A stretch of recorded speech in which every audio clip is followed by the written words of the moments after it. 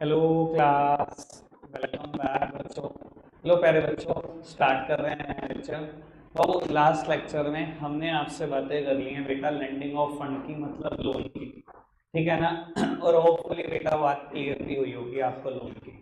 जाते जाते कल बेटा हमने फ्रॉड का डिस्कशन किया था जो बैंक में हुआ था, उस पर थोड़ी सी बात और करूँगा आज में, ठीक है ना जी। और बाकी बेटा बैंक का third major function cheque facility मुझे आज पूरा करना है, और फोर्थ में भी काफी कुछ बता कर रहा है, ठीक है जी।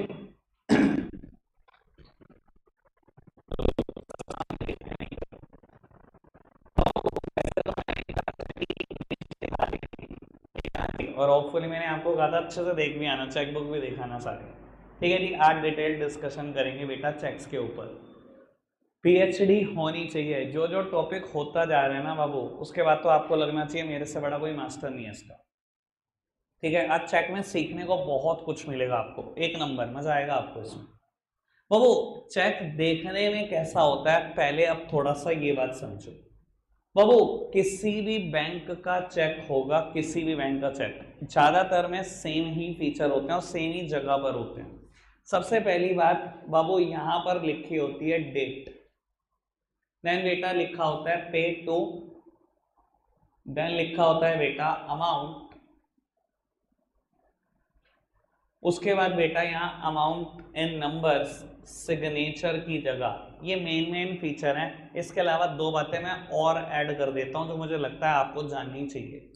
बाबू जिस भी बैंक ने ये चेकबुक इशू किया है उस ब्रांच का यहाँ पर एड्रेस जरूर होता है, और बैंक का नाम कहीं ना कहीं यहाँ होगा या ऐसे लिखा होगा, कहीं ना कहीं बैंक का नाम लिखा होगा। यानी कि अगर मैं कहूँ तो Punjab national bank Madhonagar branch, और या माधोनगर ब्रांच का पूरा address, Punjab national bank Beribagh branch का पूरा एड्रेस। और यहाँ कहीं ना कहीं लिखा होता है बेटा चेक के 6 डिजिट। अगर मैं कोई आपसे पूछे कि चेक नंबर क्या है, तो बाबू यहाँ छह नंबर लिखे होते हैं, वो चेक नंबर होते हैं। इसके अलावा भी बेटा चेक में नीचे 6 नंबर के अलावा भी बहुत सारे नंबर लिखे होते हैं, वो माइकर कोड होता है, MICR कोड, वो आपको नहीं पता, इसलिए मैं वहां तक नहीं जा रहा हूँ, ठीक है ना जी। बाकी जितनी बातें जरूरी हैं आपसे सारी करूंगा, ठीक है। ये बात तब होगी जब आप और आगे बढ़ जाओगे, ठीक है। सब सामने देखना मेरी तरफ। बाबू किसी को भी चेक इशू करने के दो तरीके होते हैं। चेक यानी कि प्रैक्टिकली सिर्फ दो ही तरीके का होता है बाबू। One is bearer cheque and other one is cross check.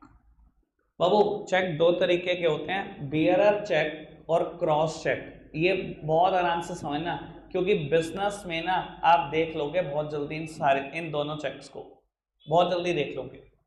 ऐसा हो सकता है कल फादर ही लेके भेज दें चेक, इसलिए आराम से देखना। तो बिजनेस में दो तरीके के चेक इशू हो सकते हैं, एक बियरर चेक और दूसरा क्रॉस चेक। आपको पता है बियरर चेक क्या होता है?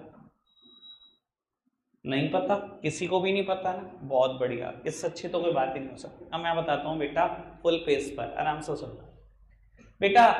चेकबुक उठाई आपके फादर ने, ठीक है ना जी, और फटाफट से डेट मेंशन करी। चलो ये एग्जांपल ऐसे रखते हैं कि मैंने चेकबुक उठाई और मैंने अंश को पैसे देने हैं। बाबू मैंने चेकबुक उठाई, आज की डेट लिखी, जो भी डेट है, लेट्स सपोज की बात करते हैं, आज क्या है 13 था ना, 13 अप्रैल 2024 लिख दिया। पे टू में अंश, और बाबू कुछ भी अमाउंट देनी है, लेट्स सपोज की वही कल वाली अमाउंट ही रख लेते हैं। तो बेटा मैंने अंश को 7,000 रुपए का चेक इशू कर दिया, नीचे साइन कर दिया, अंश को चेक दे दिया। बाबू ये चेक बियरर चेक है। बच्चे कह रहे हमें कैसे पता लगेगा? क्योंकि बेटा क्रॉस चेक में ना कुछ एक्स्ट्रा करना पड़ता है जिससे वो क्रॉस होता है। बियरर चेक क्या है? सिंपल चेक उठाओ, फिल कर दो बेटा, वो बियरर चेक ही बनेगा। क्रॉस चेक में कुछ ऐसा करना पड़ेगा जिससे वो क्रॉस होगा, वरना वो क्रॉस ही नहीं होगा। समझ में आ रही है बात? तो ये बियरर चेक है। अब बाबू अंश को पैसे चाहिए मुझसे 7,000, मैंने चेक दे दिया। अब अंश को ये पैसे कैसे मिलेंगे, क्या कैसे डिसाइड होगा? बाबू देखो बियरर चेक में ना दो इंपॉर्टेंट गुण हैं, बहुत काम की बात बोलने जा रहा हूं, सुनना। दो इंपॉर्टेंट गुण है। पहली बात, ये पैसे अंश को कैश मिलेंगे। दूसरी बात, इसको मेरी बैंक ब्रांच में जाना पड़ेगा। इसका बैंक कहाँ है किसी को कोई मतलब नहीं। मान लो अंश का बैंक है, कुछ भी समझ लो, Yes bank Kot road branch, ठीक है। क्या इसको अपने बैंक में जाना है? कभी भी नहीं। बियरर चेक के लिए दो शर्तें हैं। पहली बात, पैसे कैश में मिलेंगे। दूसरी बात, कहां जाना है? जिसने चेक इशू किया है उसकी ब्रांच में। कई बार बच्चे सिली सा क्वेश्चन कर देते हैं क्योंकि चेक के बारे में ज्यादा जानते नहीं। भैया इसको कैसे पता लगेगा मेरी ब्रांच कैसे है? क्या आप बात कर रहे हो प्यारे बच्चों? हर चेक के ऊपर लिखी होती है ब्रांच और उसका एड्रेस, तो कभी यह मुद्दा उठेगा नहीं। अंश क्या गया? मेरी ब्रांच में आ गया Punjab national bank Madhav Nagar branch, पूरा एड्रेस पढ़कर। इसने चेक प्रेजेंट किया, टेलर ने कहा जी अंश जी दो पीछे साइन कर दो। अंश ने दो साइन कर दिए पीछे, उसने 7,000 रुपए निकाले और देख दिए और कहानी खत्म। बस इतनी सी कहानी। दो ही शर्तें हैं, कैश मिलेगा और ईश्वर की बैंक ब्रांच में जाना है। अपना बैंक वहां पर है, भूल जाओ। तीसरी बात, बियरर चेक की। बाबू आपको पता है बियरर का मतलब क्या होता है? The one who is the bearer is the honour. मतलब ये चेक जिसके पास है वही मालिक है। कहने का मतलब, मैंने अंश को चेक दिया 7,000 का। अंश ने कहा कि ठीक है हमारा हिसाब खत्म हो गया। अंश गया सात्विक के पास, सात्विक तेरे 7,000 देने थे ना, ये पकड़ चेक। अच्छा जी। सात्विक गया रौनक के पास, रौनक तेरे 7,000 देने थे, ये पकड़ चेक। ये चेक 10 जगह घूम गया। मैंने किसका नाम लिखा है? अंश का। लेकिन काम की बात बता देता हूं, it is a bearer cheque. Bearer cheque का गुण क्या है? The one who is the bearer is the honour. जिसके पास होता है वही मालिक होता है। नाम किसका लिखा है इस बात से किसी को कोई फर्क नहीं पड़ता। बैंक आपसे वेरिफिकेशन नहीं मांग रहा, आप अंशों के नहीं। रौनक को पैसे की जरूरत थी, रौनक ने कहा मैं किसी को नहीं दे रहा, मुझे पैसे की जरूरत है, मैं निकालने चाह रहा हूं। अब शर्तें वही दो हैं। कहां पर जाना पड़ेगा? ईश्वर की बैंक ब्रांच में। और पैसे कैसे मिलेंगे? नगद, कैश। रौनक ने एड्रेस पढ़ा, अच्छा माधवनगर ब्रांच का है पंजाब नेशनल बैंक का, फटाफट से पहुंच गया, चेक प्रेजेंट करा। उसने कहा जी साइन कर दो। रौनक ने अपना ही नाम लिखा, पीछे क्या लिखा हुआ है? अंश मदान। चेक पलट के देखा, रौनक लिखा है, कोई फर्क नहीं पड़ता बैंक को इस बात से। The one who is the bearer is the honour. जो है जिसका नाम लिखा उस बात से कोई फर्क नहीं पड़ता, जिसके पास है वो मालिक है। और आपको बियरर की ना बेस्ट एग्जांपल बता देता हूं। आपकी करेंसी बियरर है, पता है आपको? आज करेंसी उठाकर देख लेना क्या लिखा है? I promise to pay the bearer the sum of this and that. यही तो लिखा होता है।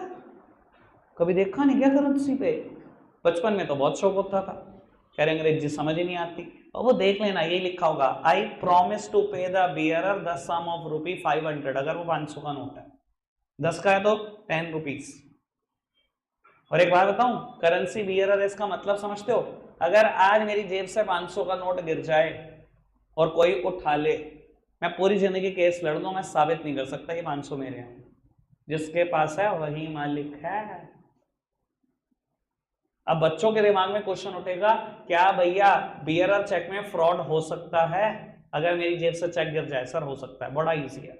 मैंने अंश को चेक काट के दिया, ये बैंक ब्रांच में जाने ही वाला था, चेक जेब से गिर गया, किसी ने उठाया, वो बैंक ब्रांच में पहुंच गया, जिसके पास है वही मालिक है, वो मालिक है, उन्हें फटाफट से पैसे निकले वाले। अंश पहुंचा भी नहीं बाबूजी। तो सर ये हो सकता है। क्या ये बात समझ में आ रही है? बच्चे कह रहे अब रोकने का उपाय भी बता दो।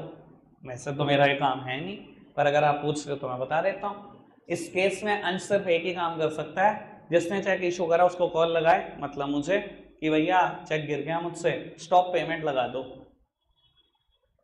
और मैंने क्या किया, नेट बैंकिंग खोली, फटाफट से स्टॉप पेमेंट का ऑप्शन एक्सरसाइज किया, वहां पर लिखा होता है चेक नंबर डालो, उसकी पेमेंट रुक जाएगी। मैंने चेक नंबर डाला, पेमेंट रुक गई। बस यही हो सकता है। समझ में आती है बेटा बात? कोई दिक्कत कोई परेशानी तो नहीं? एक आखिरी बात जो मैं बोलना चाहता हूँ, जो बहुत काम की है, इससे और मजा आ जाएगा आपको। मैं जब भी बियरर चेक काटता हूँ, खाली मैं नहीं, 90% इंडियंस की प्रैक्टिस पता है क्या है? हम कभी नाम लिखते ही नहीं। हम पता है क्या लिखते हैं? पे टू सेल्फ। आज तक नाम ही नहीं लिखा मैंने अगर किसी को भी बिहेवियर चेक दिया। पे टू सेल्फ, और आप देख लेना मैंने क्या बोला, ये 90% इंडियंस की प्रैक्टिस है, कोई एक आध की मैंने बात नहीं करी। बाबू कभी भी दुकान पे चेक आएगा उठाकर देख लेना, आई प्रॉमिस सेल्फ लिखा होगा उसमें।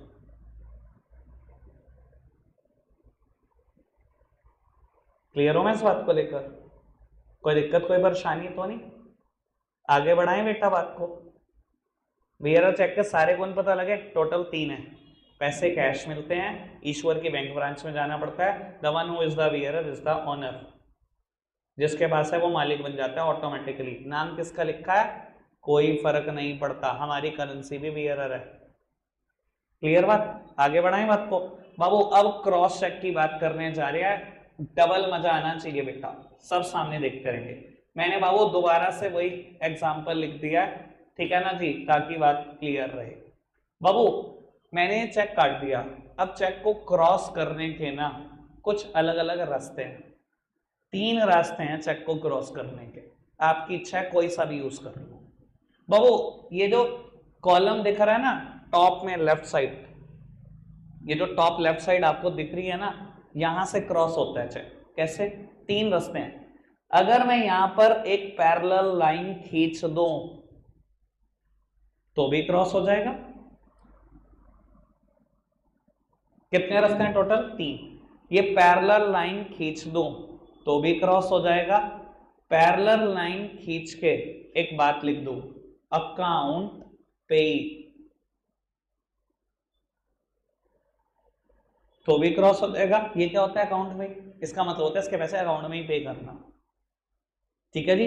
या मैंने अंश से पूछा अंश बैंक ब्रांच बता, इसने कहा जी यस बैंक, मैंने कहा अच्छा, मैंने क्रॉस करके चेक लिख दिया बीच में यस बैंक, कि मतलब यस बैंक में इसके पैसे आने चाहिए। तीनों रास्ते हैं क्रॉस करने के। इंडियंस आर वेरी लेजी, आपको पता है हम कौन सा रास्ता इस्तेमाल करते होंगे, इतना बड़ा कौन लिखेगा भाई, इंडियंस आर वेरी लेजी, ठीक है ना जी। 90% इंडियंस, 90 छोड़ो, 99.99% इंडियंस क्रॉस करने के लिए पहला ही रास्ता यूज करते हैं, जबकि टोटल में 3 रास्ते होते हैं, कुछ भी यूज कर सकते हो, ठीक है जी।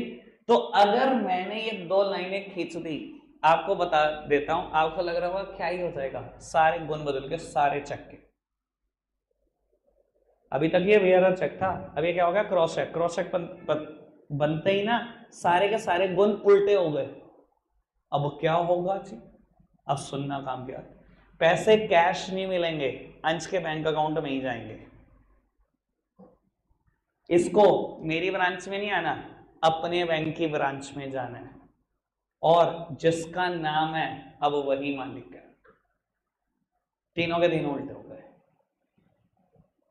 समझ में आ रही है बात? सर ये बिजनेस के लिए इससे अगर कोई इंपॉर्टेंट चीज है ना, चेक से ज्यादा इंपॉर्टेंट चीज मुझे बता देना। अगर आप चेक के बारे में नहीं जानते ना और वो 11th पास कर जाओगे, सबसे ज्यादा दुख किसी को होगा ना, वो मैं आऊंगा। और आप पूछ कर देख लेना अपने सारे दोस्तों से, स्कूल खुलने के 1 महीने बाद भी अगर वो चेक के बारे में बता दिया आपको, 1 महीने बाद छोड़ो, 6 महीने बाद भी बोल देना। सबसे ज्यादा दुख मुझे होगा अगर मैं आपको प्रैक्टिकल ना पढ़ा पाया तो। सर समझ में आ रही है बात? क्या 3 गुण हो गए? अब पैसे बैंक अकाउंट में जाएंगे, दूसरी बात सर अंश को ही मिल सकते हैं पैसे, अब जिसका नाम लिखा है वही है। अंश ने रौनक को दिया, रौनक के लिए it is a piece of paper, Raunak फाड़ के फेंक दे, कुछ नहीं होने का रौनक का, रौनक 1 रुपया नहीं निकाल पाने का इस चेक से, ठीक है ना जी। पैसे अंश को ही मिलेंगे, अपनी बैंक ब्रांच में ही मिलेंगे, और बेटा कैश नहीं मिलेंगे, बैंक अकाउंट में मिलेंगे। समझ में आ रही है बात? कोई दिक्कत कोई परेशानी तो नहीं? अब काम की बात, इधर देखना बाबू, अब 2 किस्से हो सकते हैं बाबू, काम की बात है, सुनना जरा आराम से। अब 2 किस्से हो सकते हैं। अंश का बैंक भी पंजाब नेशनल बैंक है, चाहे कोई और ब्रांच है, और अंश का बैंक पीएनबी के अलावा कोई और है, यस बैंक है, जैसा कि एग्जांपल था। अच्छा अगर अंश का बैंक पीएनबी है तो क्या होगा ये समझ लो। मान लो मेरा तो बैंक है पीएनबी माधवनगर ब्रांच, इसका बैंक है पीएनबी बेरीबाग ब्रांच, है पंजाब नेशनल बैंक। कहां जाना है इसको, फटाफट बताओ। मेरी बैंक ब्रांच में, अपनी बैंक ब्रांच में? अपनी बैंक ब्रांच में। अंश चेक लेकर चला गया अपनी बैंक ब्रांच में, Punjab national bank Beribagh branch, इसने पेइंग स्लिप भर दी, जो चेक के साथ भरनी पड़ती है। कैसे भरते हैं मैं सब सिखाऊंगा, अभी टेंशन नहीं ली। ठीक है जी, पेन स्लिप भर दी, टेलर को कहा लाओ जी ये चेक क्लियर कर दो।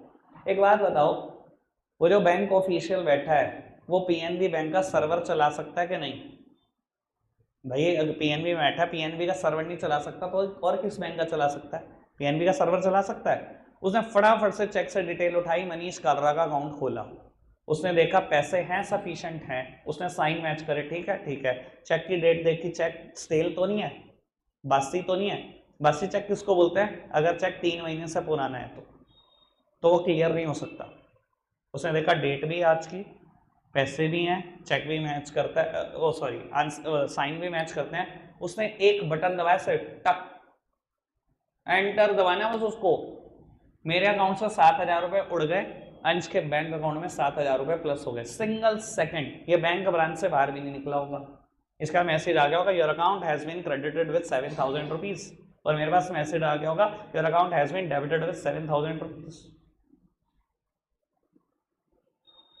समझ में आ रहा है कितना इजी प्रोसेस है? लेकिन मुद्दा अब उठता है, इसका बैंक यस बैंक है। अब क्या वो, ये यस बैंक पहुंचा, पेइंग स्लिप भरी जी, ये मनीष कालरा का चेक है, ये क्लियर करा कर दे दो।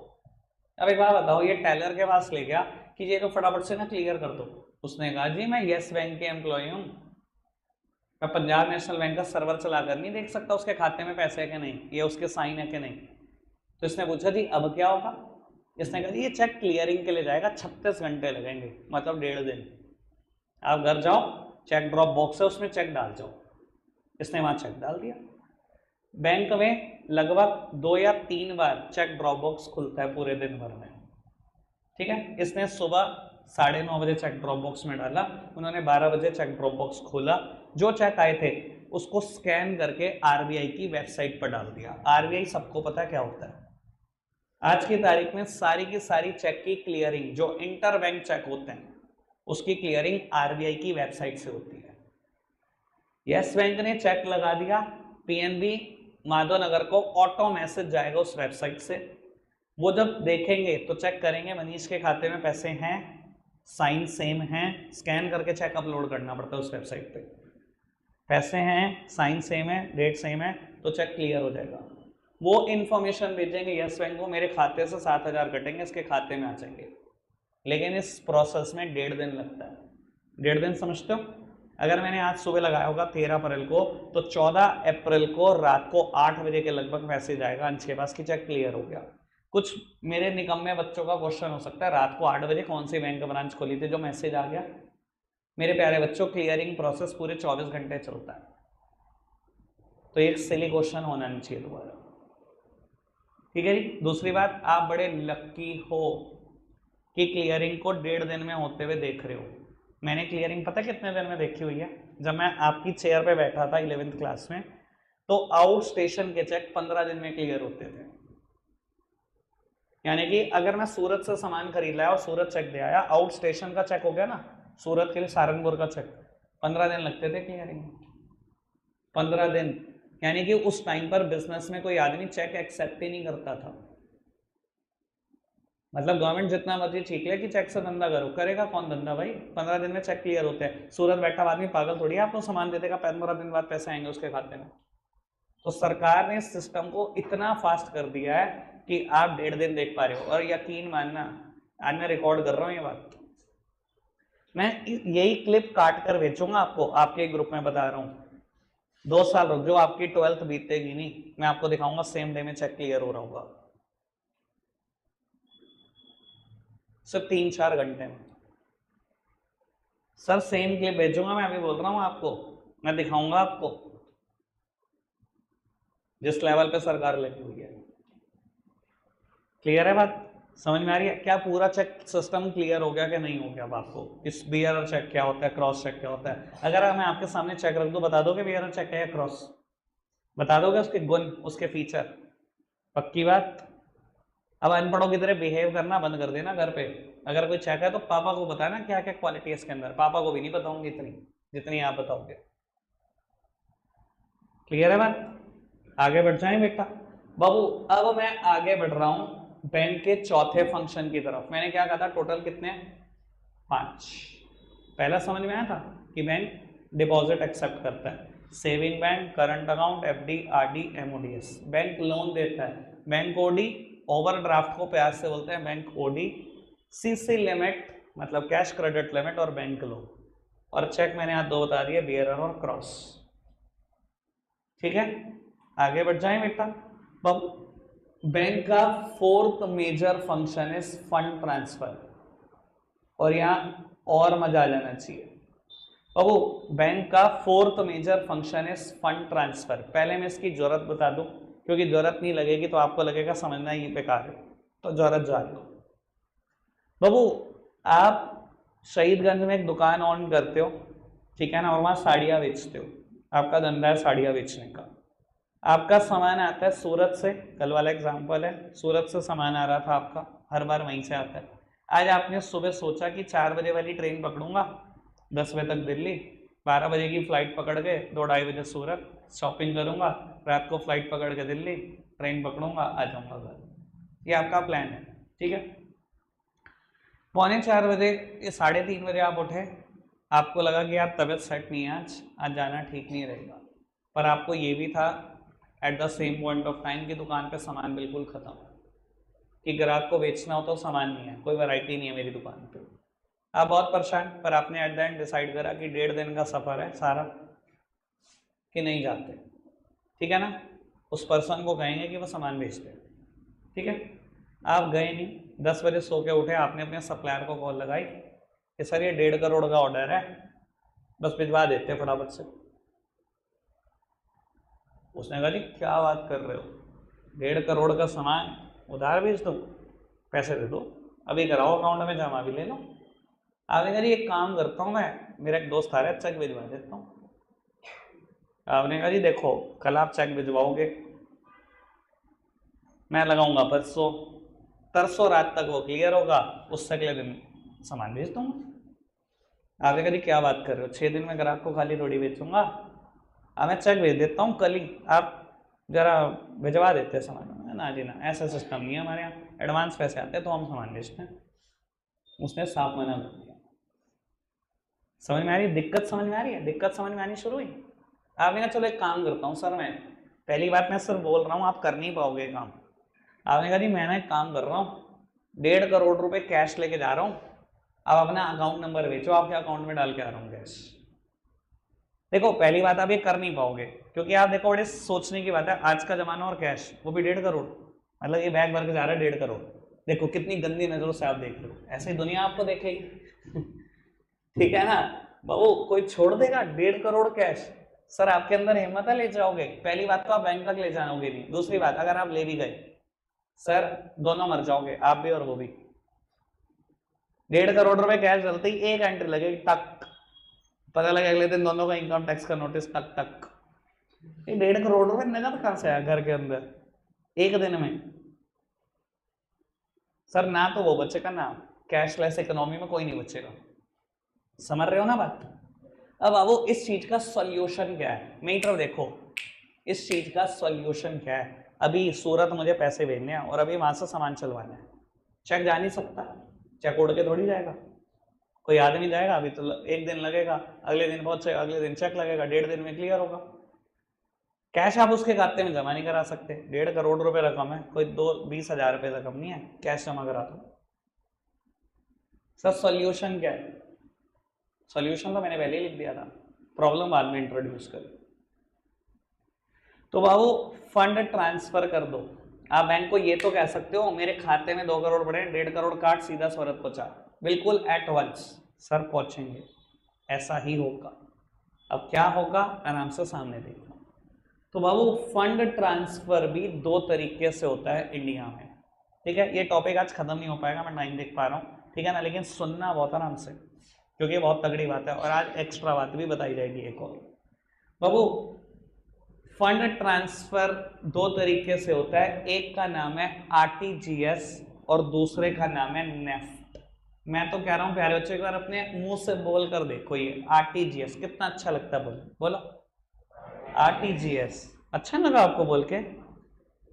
कितने निकम्मे हो तुम, कह रहे नहीं अच्छा नहीं लगा। अच्छा कोई दिक्कत नहीं बाबू, लगेगा बाबू बोलते हुए अच्छा लगेगा ना, रात को बोलेगा जब 11 बजे उसको हेलो बाबू। हाँ जी बाबू, आरटीजीएस और दूसरा नाम है नेफ्ट, बोलना जरा, ये पक्का अच्छा लगेगा, बोल के देखो नेफ्ट, ये तो अच्छा लगा यार। बाबू शक्ल देख के नहीं आनी थी आज, मैं बार बार बोल रहा हूँ अच्छी लग रही है, कह नहीं शक्ल देख के क्यों आए हो आज अपनी। बाबू आरटीजीएस और नेफ्ट फुल फॉर्म बोलो, रियल टाइम ग्रॉस सेटलमेंट। क्या है full form? Real time gross settlement, और इसकी फुल फॉर्म है नेशनल इलेक्ट्रॉनिक फंड ट्रांसफर। ये नहीं बोलना जा रहा अटक गए, नेशनल इलेक्ट्रॉनिक फंड ट्रांसफर, ठीक है ना बाबू। बोलूंगा मैं हमेशा शॉर्टकट पर, फुल फॉर्म पता होनी चाहिए बाबू। इसकी फुल फॉर्म है real time gross settlement, real time gross settlement, जबकि नेफ्ट की फुल फॉर्म है नेशनल इलेक्ट्रॉनिक फंड ट्रांसफर। लोग उत्तर सब सामने देखते रहो बाबू। अब इसमें क्या क्या फर्क है सर? अगर आपने बड़ी पेशेंस से मुझे सुना है और बीआरआर चेक और क्रॉस चेक इतने अच्छे से क्लियर किया है ना, तो ये सुनने में तो और मजा आएगा। इनके भी गुण बड़े खतरनाक खतरनाक है। एक बात बताऊं बड़ा सीरियसली आपको, सच में इतने कॉमर्स साइड के इंडिया में ग्रेजुएट पोस्ट ग्रेजुएट है कि आप काउंट नहीं कर सकते। इनमें से 90% भी नहीं जानते आरटीजीएस और नेफ्ट का डिफरेंस।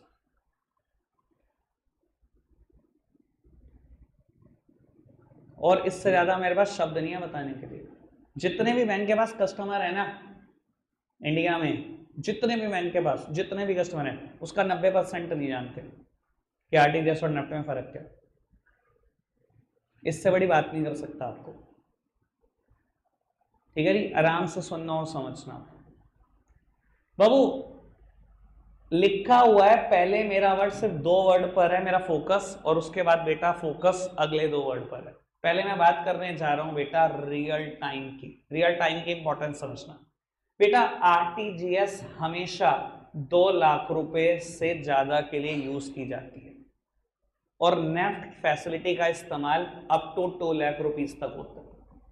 यानी कि 2 लाख रुपए तक फंड ट्रांसफर करने हैं तो आपको एक फैसिलिटी का यूज करना पड़ेगा नोन एज नेफ्ट। और आरटीजीएस का इस्तेमाल तभी कर सकते हो जब पैसे जो ट्रांसफर करने हैं वो 2 लाख से ज्यादा है। अभी मेरे एग्जांपल में कितने रुपए का ट्रांसफर करने हमने सूरत? 1.5 करोड़। आप पता है क्या करोगे 1.5 करोड़ के लिए? बाबू मैथ्स पढ़ लेता थोड़ी सी, 2 लाख 1.5 करोड़, पहले फर्क जान ले बाबू। कौन सी फैसिलिटी यूज करोगे आप? आरटीजीएस। आपने क्या किया भाई, मेरा कभी कभी मन करता है गड्ढा कर ही दूं मैं आज। साला इतना बता दो उसके बाद भी ऐसी बातें करते हो तो मन तो मेरा करता ही है कि गड्ढा कर दो। मतलब अपने सर से नहीं करूंगा मैं, पता ही है क्या करूंगा, तुम्हारा ही सर दे मारूंगा बेटे। जो बातें तुम्हारी चल रही हैं सुनना बाबू। आपके करंट अकाउंट में 2 करोड़ पड़े हैं, सूरत भिजवानी है 1.5 करोड़। क्या करना होगा आपको इसके लिए? अपनी चेकबुक से एक चेक लेकर जाना होगा, साथ ही साथ बैंक का एक फॉर्म भरना होगा जिसपे लिखा होता है RTGS/नेफ्ट फॉर्म। किसी भी बैंक में फॉर्म चाहे इसका भरना हो चाहे इसका भरना हो, फॉर्म सेम है, बस एक कॉलम होता है कि आप आरटीजीएस कर रहे हो नेफ्ट। और मैं आधे से ज्यादा बेवकूफों को यही देखता हूँ, 1 लाख रुपए ट्रांसफर कर रखे होंगे और आरटीजीएस पे टिक करते चले जाएंगे बेतुका, पता भी नहीं होगा कि आरटीजीएस किस रुपए के लिए होती है। तुम्हें बड़ी हंसी आ रही है, टीचर से पूछ के देख लेना। स्कूल में आधे सारा टीचर फेल हो जाएंगे, मैं क्या बोलूँ यार। तुम्हें लग रहा होगा यार कि कोई भी बता देगा, एक बार पूछ कर देख लेना, ठीक है।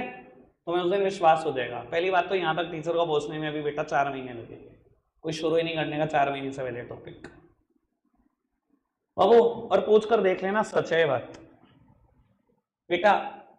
आप गए बैंक, चेक लेकर गए, आपने एक फॉर्म भी फिल कर दिया, ठीक है। आपने बेटा टेलर को ये फॉर्म दिया कि अभी मेरे खाते से 1.5 करोड़ रुपए उड़ा दो और सूरत में मेरे सप्लायर के अकाउंट में पहुंचा दो। बाबू वो जो फॉर्म आपने दिया है उसमें सूरत के सप्लायर का बैंक अकाउंट नंबर भी लिखा है, ब्रांच का नाम भी लिखा है, ब्रांच का एड्रेस भी लिखा है, सब कुछ लिखा है। सब कुछ आपने जो जो डिटेल देनी चाहिए थी सब दी है, ठीक है जी। मैं आपको इसका मतलब समझा देता हूँ। बाबू आप बैंक ब्रांच से बाहर कदम भी नहीं रखोगे, कदम भी नहीं रखोगे। आपने ये दिया है 10:01 पर, 10:02 पे ट्रांजैक्शन हो चुकी होगी, हो चुकी होगी। सर इसका नाम है, अगर नाम से भी नहीं समझ पाए तो मुझे नहीं लगता कभी समझ पाओगे, रियल टाइम। ये रियल टाइम में काम करती है, बिल्कुल real time, at the same point of time. समझ में आई बात? क्लियर है बात? पर बेटा अगर मैं नेफ्ट की बात करूं, वैसे मेरे को इतना समय नहीं, मैं नेफ्ट की बात नहीं करता, मैं एक्स्ट्रा बात बता देता हूं आपको। तो मेरे फादर का काम प्रॉपर्टी का है, ठीक है। तो एक दिन ऐसा हुआ, मेरे फादर रजिस्ट्रार ऑफिस में खड़े थे, कचहरी में, एक प्रॉपर्टी की रजिस्ट्री हुई थी, ठीक है। और आज की तारीख में ऐसा होता है, आपको कुछ वाइट मनी ट्रांसफर करनी पड़ती है, कुछ पैसे ट्रांसफर करने पड़ते हैं जिससे आप प्रॉपर्टी खरीद रहे हो, ठीक है ना। और जब आप पैसे ट्रांसफर कर दोगे, आरटीजीएस करने पे आपको एक यूटीआर नंबर मिलता है। जब आप ट्रांसफर करते हो तो एक रिसीट नंबर तो देगा ना, उसे यूटीआर नंबर बोलते हैं। वो यूटीआर नंबर रजिस्ट्री में लिखा जाता है, फिर जाकर रजिस्ट्री होती है। मेरे फादर खड़े हुए थे और वो मेरे को अपने चेक पे साइन करके, फॉर्म पे साइन करके सब कुछ देखे गए थे कि तूने आरटीजीएस करानी है पूरे 10 बजे, ठीक है जी। वो बस किस्मत खराब, आरटीजीएस पीएनबी से होनी थी, मतलब किसी सरकारी बैंक से, ठीक है जी। प्राइवेट हो तो फिर तो हम बादशाह, ठीक है जी। पीएनबी से होनी थी, मैंने कहा ठीक है मैं करा दूंगा 10 बजे, आप टेंशन लो, आप पहुंच चुका। तो भाई मैं पीएनबी गया, मैंने रख दिया, मैंने कहा जी आरटीजीएस कर दो। तो पहले तो शरीफ शरीफ की तरह करना चाहिए काम, ठीक है जी। तो मैंने बोल दिया जी कर दो, कहते आप जाओ कर देंगे। मैंने कहा जाओगा तो मैं मतलब ही नहीं है, मैंने कहा पहले ये होगा तब मैं जाऊंगा, मेरे को यूटीआर नंबर चाहिए अभी, आप कर दो। कह रहे 10-15 मिनट लगेंगे। मैंने कहा जी क्यों? तो उन्हें बताने लग गया इधर के काम उधर के काम। मैंने कहा यही होगा पहले, सबसे पहले। तो उनको लगा कि मैं बहस कर सकता हूँ क्योंकि मैं गवर्नमेंट एम्प्लॉई हूँ। सर दुनिया में लोगों को ऐसे ही लगता है जब तक आपको कायदे कानून ना पता हो। फिर मैंने उसको कायदे कानून ढंग से पढ़ाई, बिठाकर। मैंने कहा तो यहाँ बैठ जा, पहले आरटीजीएस का मतलब पढ़ के आओ, ठीक है जी। तो मेरी बहसा बिसाई 10-15 मिनट इतनी हो गई कि पूरा बैंक तो इकट्ठा रह ही रहा और उसने काम करा नहीं। और मेरे को इतना गुस्सा आया कि मैं सीधा ब्रांच मैनेजर के कैबिन में, फिर मुझे आखिरी में उसी पावर का इस्तेमाल करना पड़ा जिसका मैं चाहता नहीं था, ठीक है जी। मैंने निकाला अपना विजिटिंग कार्ड उसके साथ रख दिया।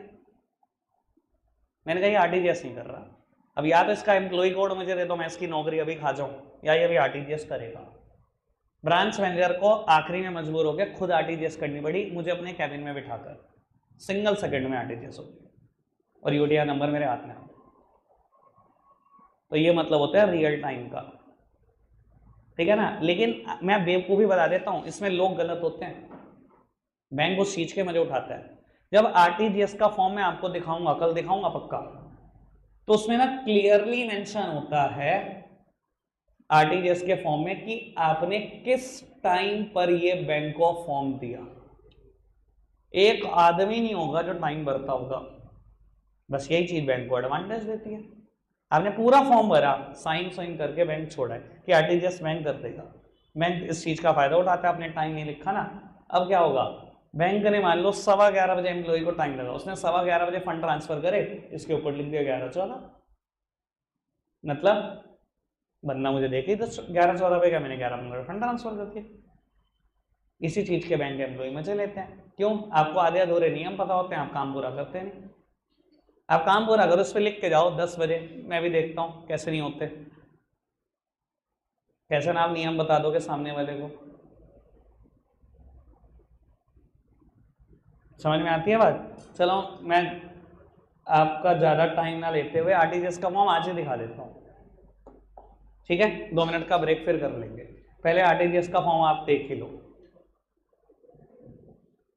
आपको ऐसा ना लगे क्योंकि सारी बातें इतनी सारी इकट्ठी हो जाएंगी, आपको लगेगा हवा हवाई चल रही है, ऐसा होता नहीं होगा। तो लो जी मैं पहले क्लियर ही कर दूं।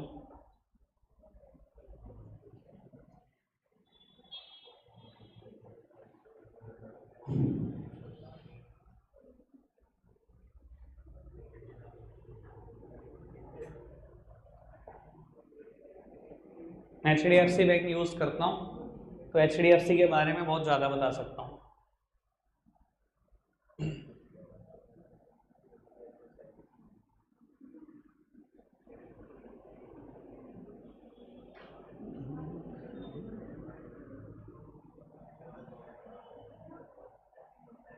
सही फॉर्म नहीं आया, एक सेकेंड देना, इतना ही है प्यारे बच्चों, बाय बाय।